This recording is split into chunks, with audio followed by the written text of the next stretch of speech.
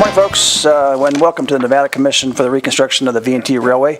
Today is Thursday, February 22nd, 2018. It is a little after 1 p.m. here. Sorry for the late start. If you would all join me for the Pledge of Allegiance. I pledge allegiance to the flag of the United States of America and to the republic for which it stands, one nation, under God, indivisible, with liberty and justice for all. Thank you. Tiffany, would you do a roll call for us? Stan Jones. Joel Dunn. Here. Denny Dotson. Here. Nick Morano. Jack McGuffey. Here. You have a quorum. Okay, thank you.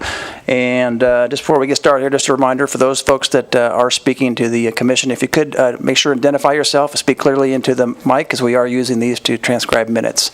I appreciate that. So we'll move on to agenda item number 2, possible action approval of the agenda. I make a motion to approve the agenda as presented. Your microphone. I'll redo that motion. We do want to move items 9, 10, and 11 to the March 29th meeting, 2018. That will be held here in the Sierra Room, the Carson City Community Center.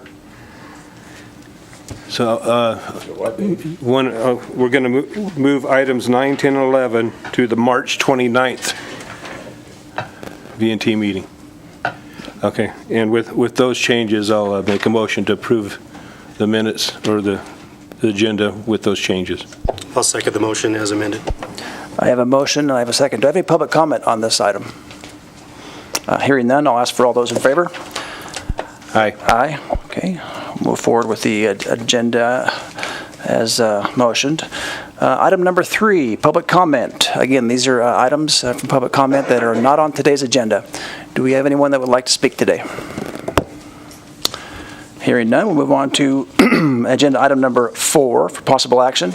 Approval of the meeting minutes for A, 25th of January 2018, and B, the 8th of February 2018. Have any comments from the board?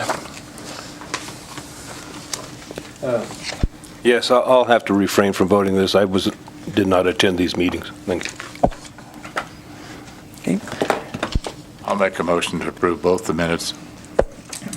A second. We have a motion and a second. Do we have any public comment on these items? Hearing none, I'll call for all those in favor. Aye. Aye. Motion carries. Okay, we're cruising. Let's go into agenda item number 5, please, for possible action, a treasurer's report. Mr. Dunn, a couple things.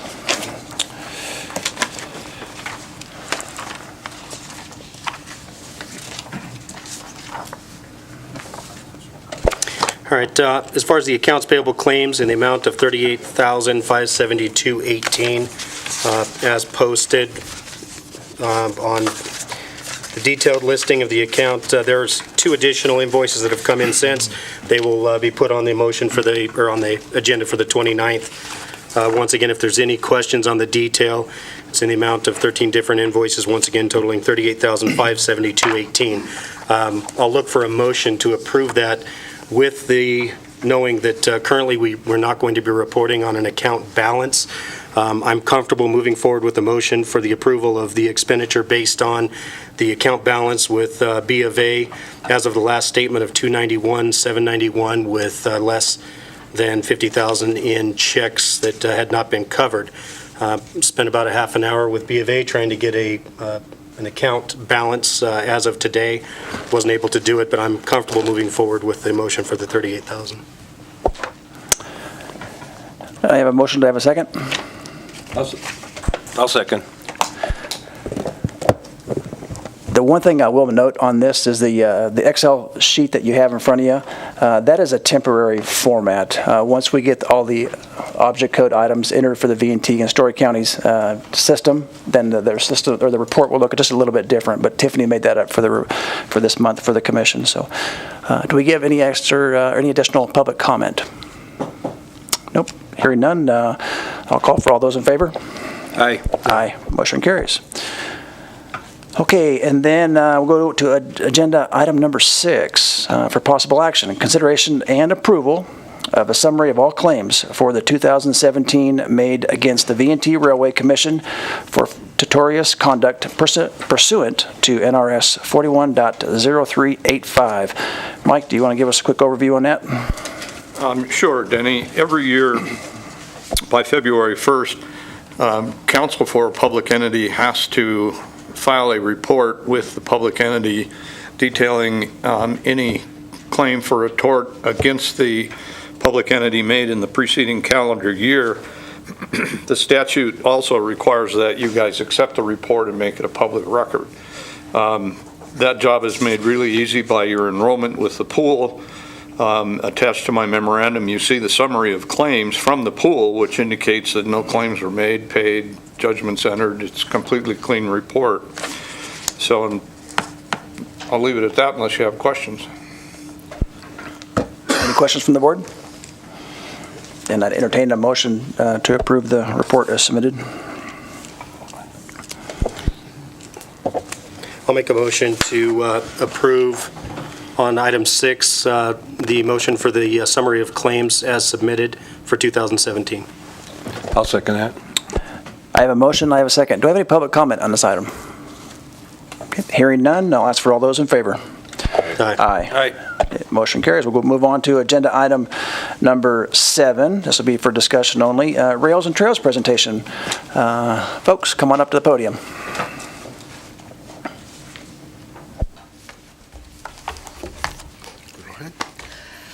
My name's Donna Inverson. I'm a board member for Muscle Powered. I'm on the Eagle Valley Trails Committee, and just for transparency, I'm also on the Open Space Advisory Committee for Carson City, although I'm not representing them here. And go ahead, Juan. My name is Juan Guzman, and it was one of the goals of Mr. Murano to teach me to speak clearly, and he failed miserably, so you only have him to blame, Mr. Sherman. And he's not here today, too, so we can talk bad about him all you want. Wait Go until for he it. hears about it. I am a member of Muscle Power of the Board of Directors. I am also a member of the Carson Valley Trails Association. And I also was the open space manager for Carson City. I quit about, or I retired in year 14, so that was 4 years ago.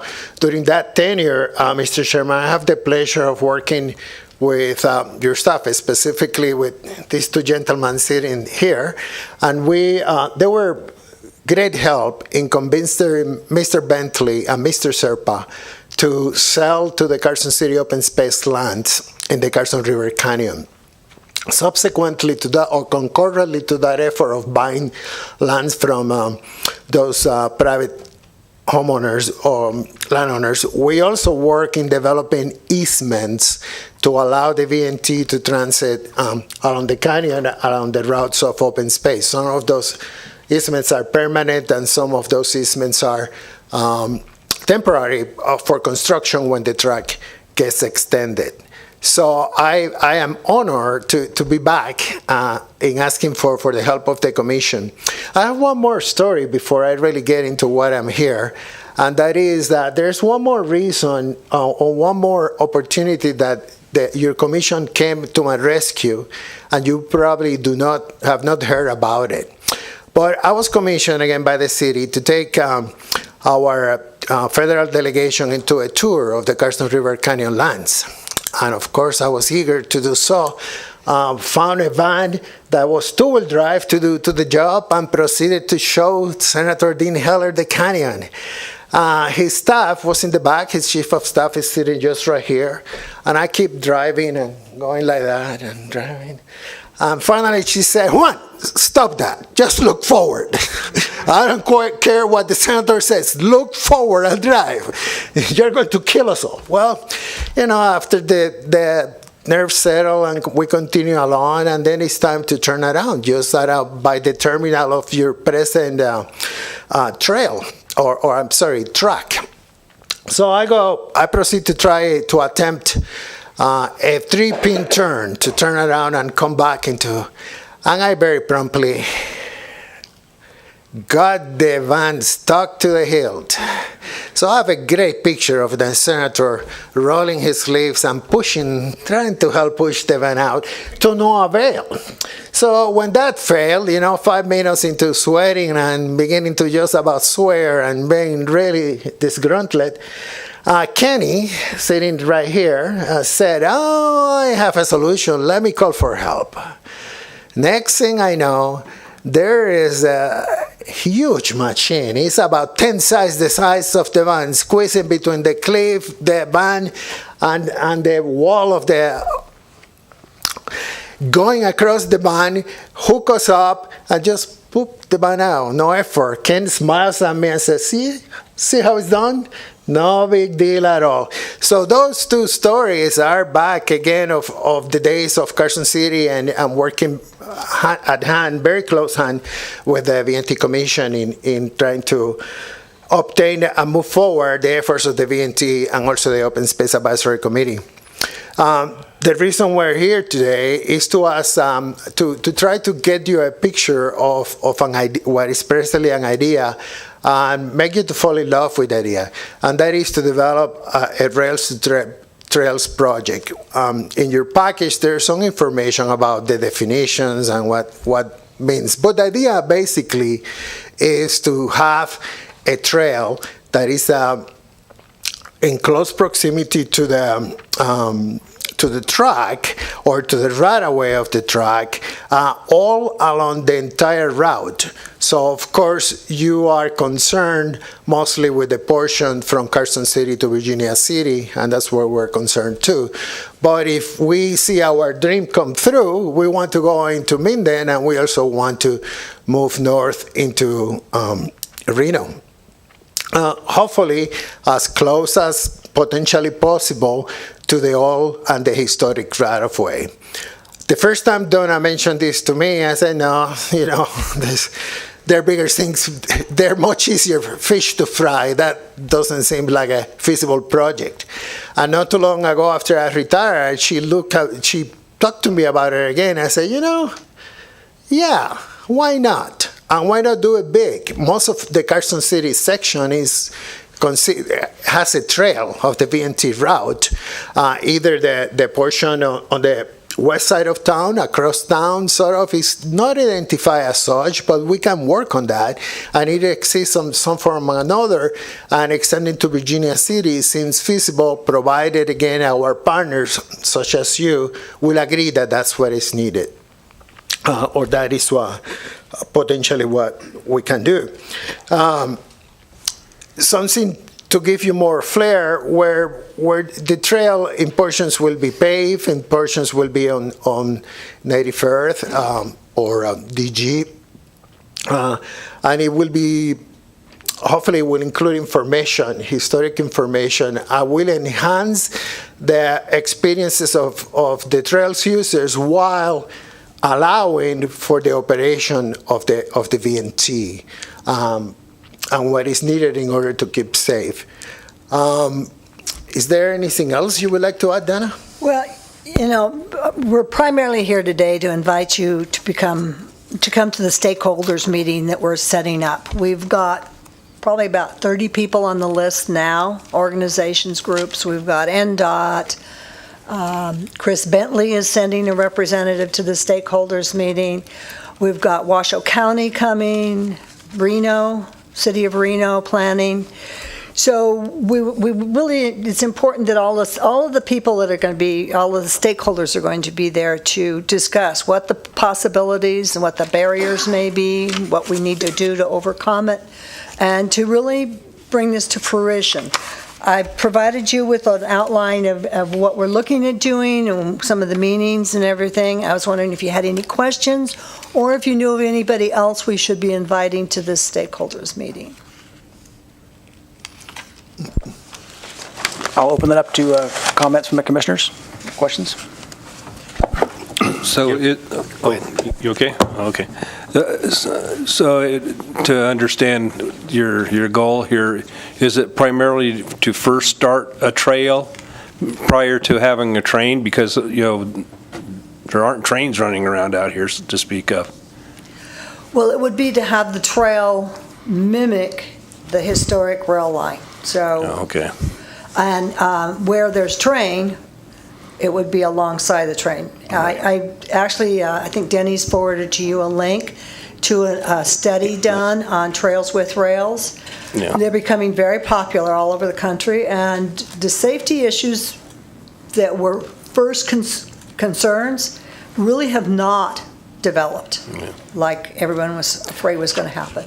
Yes, I looked at that site, and it looked like you primarily cater to existing trains that are going through cities or towns, and there's a paved road alongside of it and that kind of thing.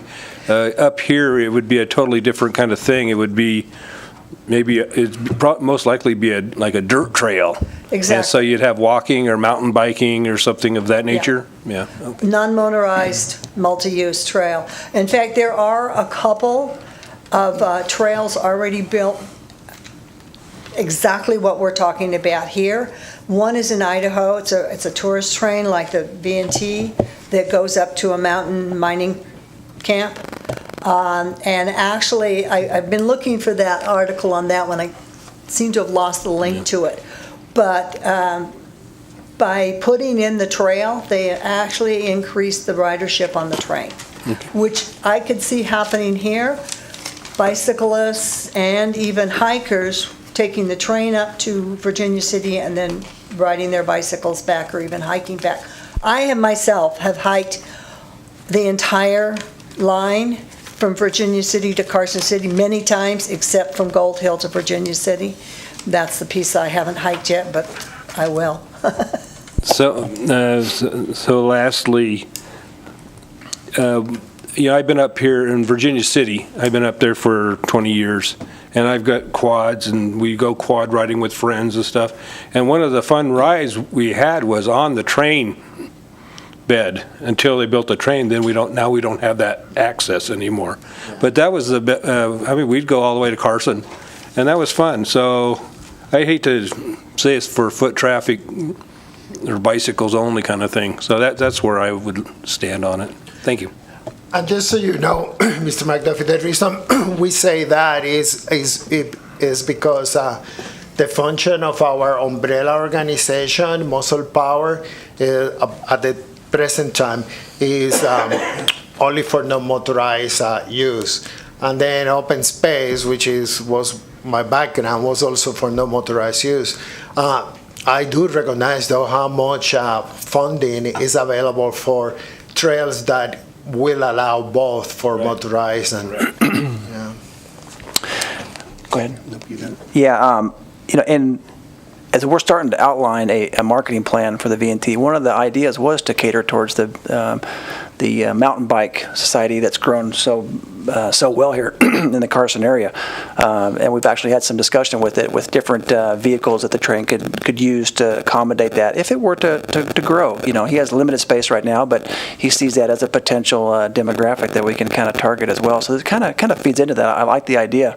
I've been on a lot of them roads myself, Jack, having lived just there on the divide for many years and taking the quad out, and there's still a lot of ways to get to Carson through some existing dirt roads.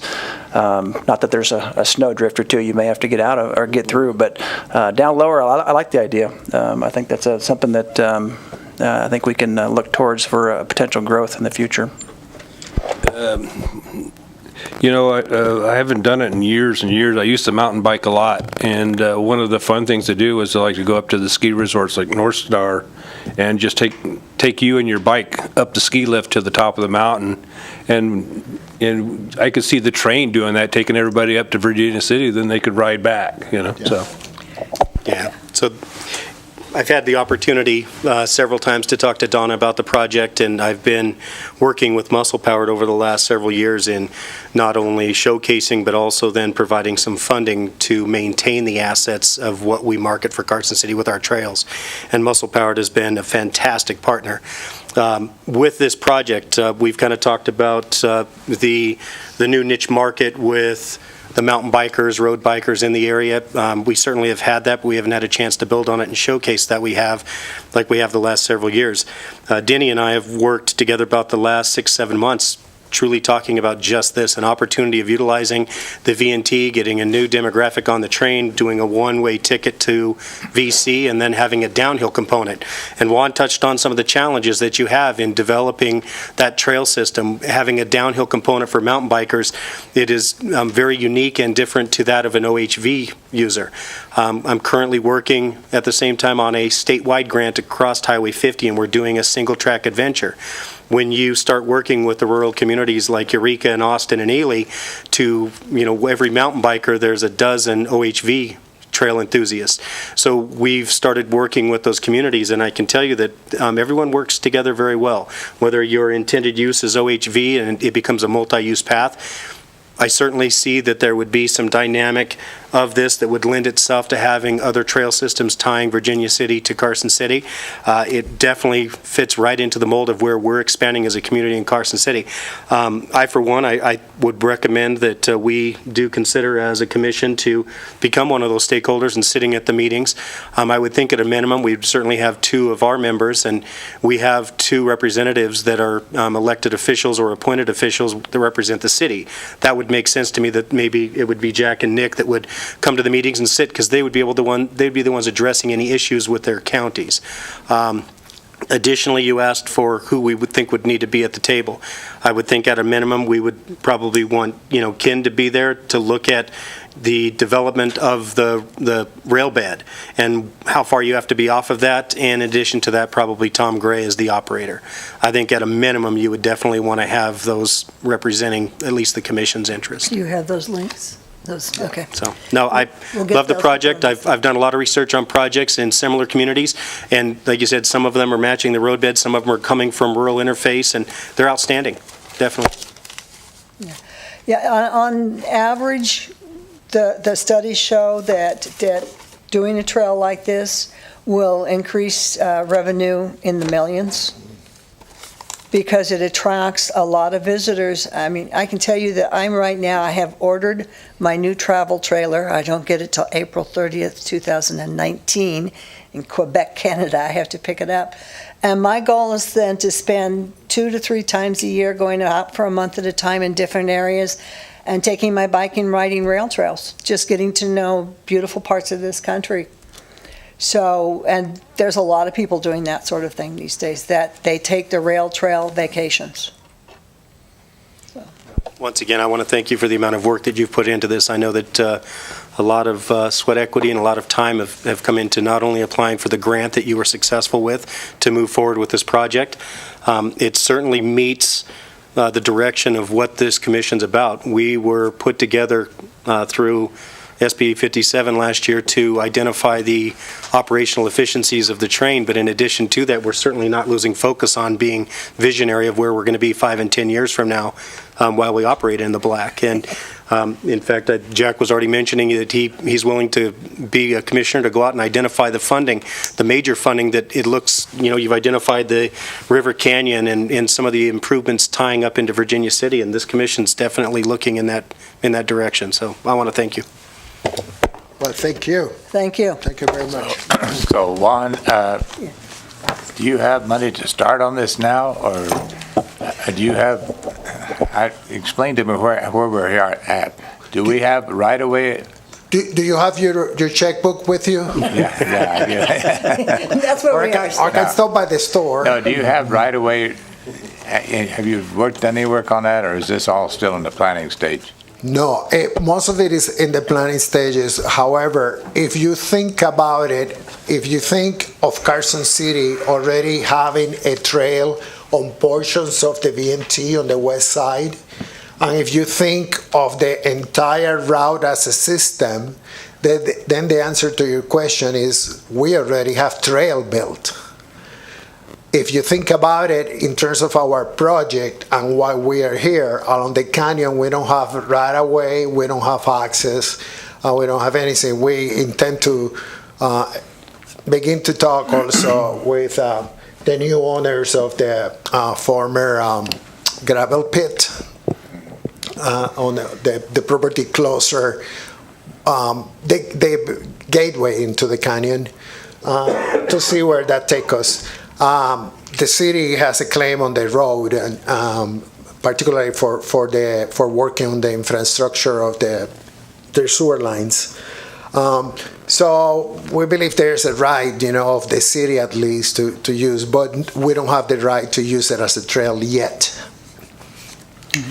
Yeah, where we're at now is the grant that we got from National Park Services, the Rivers Trails Conservation Assistance Grant, was just physical assistance from Deb Reardon, and she's actually out of the Las Vegas office, to start putting together maps, determining ownership, and that's what this stakeholder meeting is about, so that we can sit down and decide what our next steps will be. It could be that the decision will be to form an entirely new nonprofit, because we're crossing 5 counties. Muscle Powered is just Carson City County, and they may not be equipped to handle it past that point.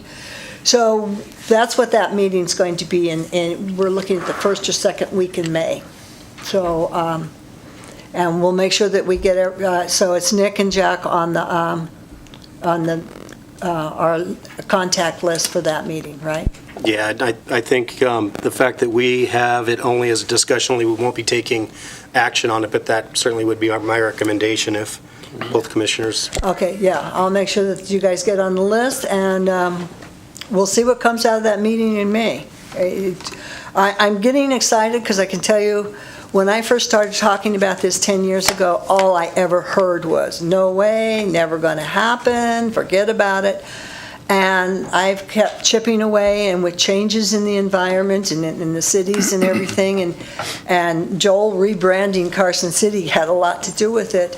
And then with what happened last year with your commission and the legislature, all of a sudden, I'm not hearing that anymore. Everybody I talk to says, yeah, let's do this. It sounds like a great idea. So there's hope. I tell everybody, I may not live to see it done, but I hope to live to see it started. So thank you very much. Thank you. Folks, thank you for your presentation, and yeah, we never know what may come about. I'm sure there'll be challenges, and I'll open up to comment. Go ahead. In response to what Stan's question was, I think it would be helpful for you guys to know how the rail line got established, and that was by the acquisition of easements. We have easements, not rights-of-way, with a few exceptions. So those easements, I'd have to check. I mean, there are literally hundreds of them, but I'd have to check to see if, when I wrote the easement, I used the word exclusive or had any exclusivity provisions in it to just railroad use. I know that some of them, the owners insisted on a reversion if the easement was not used continually for railroad operations. So there might be a couple of issues there with the manner by which you have the right to use the land that is where the roadbed is today. A couple of the two parcels that one referenced, the Bentley parcel and the Serpa parcel, were different in that Carson City Open Space acquired the land from those two property owners on the condition that an easement for the railroad would be preserved. And we created that actually before the acquisition so that, because after acquisition by Open Space, they couldn't grant an easement on it, but if it was there before they acquired it, they had to honor that. So we sort of went into it like that, and I would think in terms of those two parcels, getting permission from the city wouldn't be too difficult, but if we had to get permission from all those other property owners, it's going to be a pretty big task. I mean, there are literally 390 easements that we acquired to get to Eastgate. So it's something that will need to be looked into. Thank you, Mike. Do we have any additional public comment on this item? I've got a few comments. Go ahead. Not to rain on anybody's parade, but Juan is pretty familiar with this project. again, when we started the V&T, I mean, there was dreams of this. Mike Rowe worked on it back in the 1970s, and then we initially got some funding back from the ICE-T program in the, let's see, that was the early 90s, I guess. And of course, that immediately had federal dollars involved, so we also received some additional federal dollars, and we crossed federal property with BLM. That required us to do an environmental document, is what it amounts to. So through the Federal Highway Administration, who was administering the grant, and NDOT actually prepared the environmental document, the first one. The second one was prepared by the commission, working closely with NDOT, which is one of the reasons I asked Mike Drews to come here today. He was very involved with that process.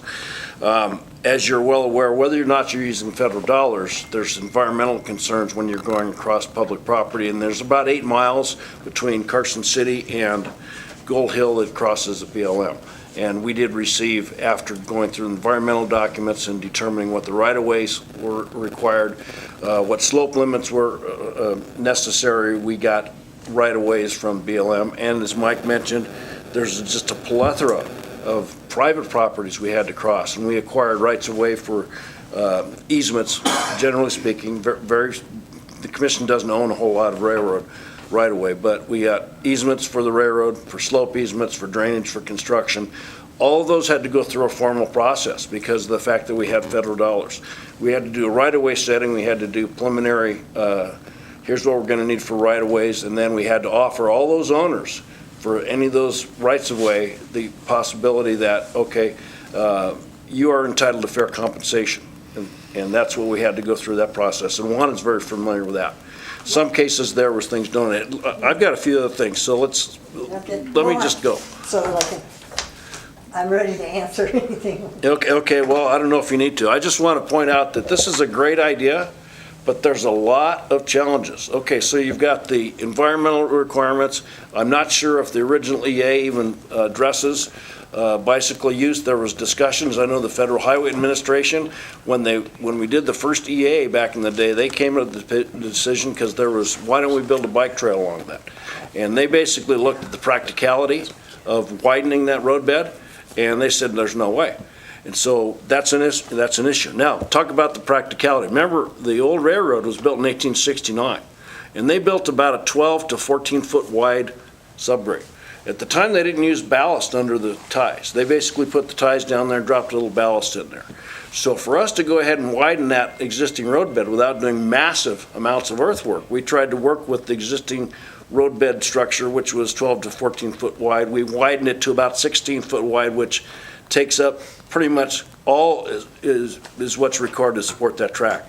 There's not a whole lot of room on either side for anything else, as you're probably aware. Obviously, there's a physical clearance issue. Basically you're in a foul mode when you're within 8 foot of the center line of that track. So a bike trail, pedestrian trail, if you will, would probably want to be separated at least 10 foot from the center line of the track. Well, let's see, 16 foot wide subgrade, half of that's 8. Okay, well, anything past 8, you're dropping, in some cases, you're dropping down on a very steep slope or going up in a steep cut. So, not saying we couldn't do that, but I think you're looking at it, at the practicality, you're looking at trying to widen that roadbed probably 6 to 8 feet, maybe 10 feet, depending on what you need for a base for whatever you're planning to do, and to provide adequate separation. I can absolutely guarantee for you to do that, you're talking about massive amounts of earthwork. You're going to have to get additional easements and rights of way to be able to support that kind of construction. And again, because of the nature of it, expect to do an environmental document.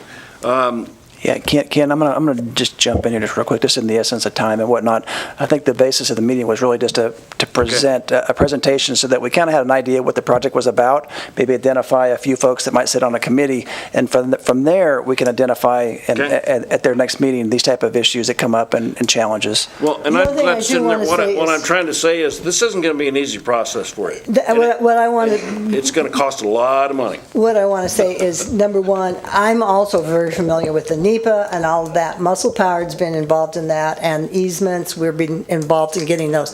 So we're not going into this not being aware. And there's no requirement that we have to entirely, the whole way, always be on the old railroad bed. We can find other ways around difficult areas. And that's what this stakeholders meeting is to get people in who know how to do this sort of thing, have been familiar with doing it, have done it before. So I think... Well, to get you started, if Juan could give me his email address, I will send you copies via PDF of all the right-of-way plans that we did for We would this. appreciate that. And That they're would help. going to take a little bit of figuring to take a look at them, but that might get you started, and that would probably get you an idea when Mike's talking about all the different easements we got, so. Thank you. Okay, great. Any additional public comment on this item? Thanks again, folks, for coming, and yeah, good job. With that, we'll move on to agenda item number 8. That's for possible action, consideration and possible approval of the Polar Express operating contract. And I'll take the lead on this one. I visited with the folks from Rail Events here with Candy on the other on the line here a couple weeks ago, and really developed, and there was interest on both sides for a new agreement for 3 years. Seemed to be appropriate, a 3-year agreement. So the agreement you have in front of you is really, other than some updates with the contact information, the pricing is the same, royalties are the same, the dates.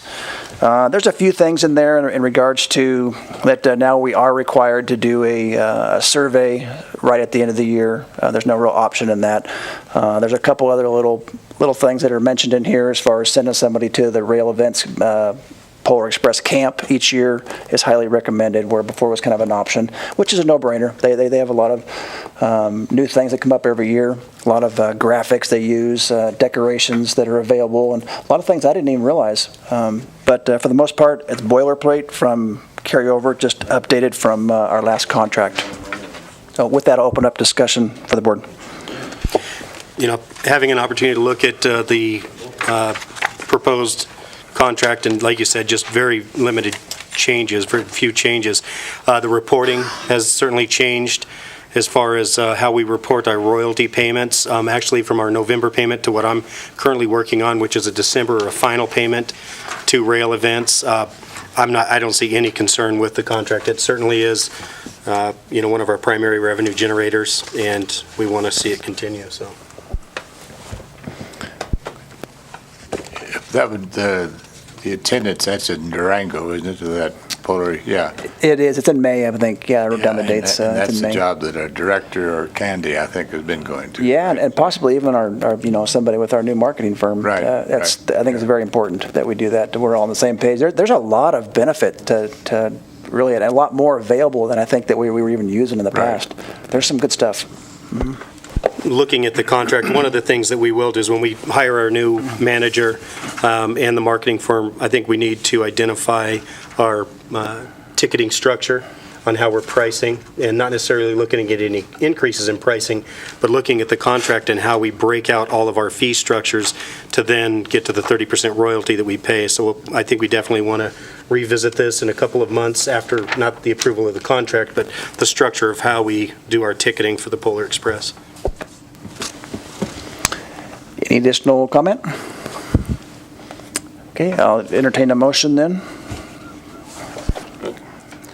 I'll make a motion to approve the 3-year Polar Express operating contract with Rail Events. I have a motion. Do I have a second? Second. I have a motion and a second. Do I have any public comment on this item? Hearing none, I'll ask for all those that are in favor. Aye. Aye. Motion carries. Good deal. And Tiffany and I will get a signed contract. I'll sign that, and we'll get a copy back to Rail Events. Okay, moving on to, I think we're on number 12 here. Agenda item number 12 for the discussion only, update on the hiring process for a contracted position of the general manager to handle the day-to-day duties for the commission, which can't come fast enough. We're in the grace period now for folks to submit. I think the 26th week. Next week is the deadline.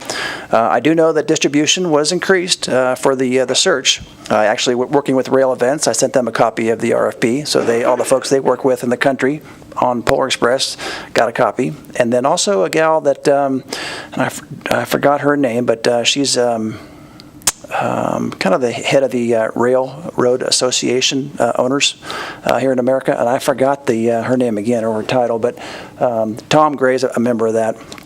she's distributing that for us as well. So there's some good folks. We had some interest, but we'll see. I think the panel we have that's going to review those is going to be myself, Stan, and Tom Gray. So once we get those, we'll weed through them, see which ones we want to have do presentations, and see where it goes. Any questions from the board? No. Any questions from the public? Okay, we'll move on to action item number 13 for discussion only. Update on the marketing RFP process. Mr. Dunn. All right. At the back of the room, and what I handed out today is the proposed RFP for the marketing proposal for marketing, public relations, and communications. The issue date, we will put this out in the same format that we put out the RFP for the manager. We are going to have the CTA, Chris Kipp, who is the operations manager with the Carson City Culture and Tourism Authority, just in the last couple of months went through the same process, looking at all of the regional marketing firms, working with RSCVA on where they send out all of their RFPs. So it went out to several thousand recipients. So we're going to make sure that we blanket this out to any marketing firm that would want to seriously look at the opportunity to handle, once again, marketing, public relations, and communications. As you go through the document, you'll find that it's detailed into what requirements we're looking at. You have to be able to maintain the website, the ticketing module, down to the marketing, public outreach, anything that would normally be part of a marketing program for not only a train destination, but a destination for as far as Virginia City and Carson City. They will work very closely with both the Virginia City Tourism Authority and the Carson City Culture and Tourism Authority in the sense that we have our own marketing team. With that, the interview panel that will be commissioned to go through all of the selected proposals will be Commissioner Stan Jones and Kyle Horvath, who is the marketing manager with Carson City, and Katie DeMuth with Virginia City. So those are the three that I think will meet the needs of the commission.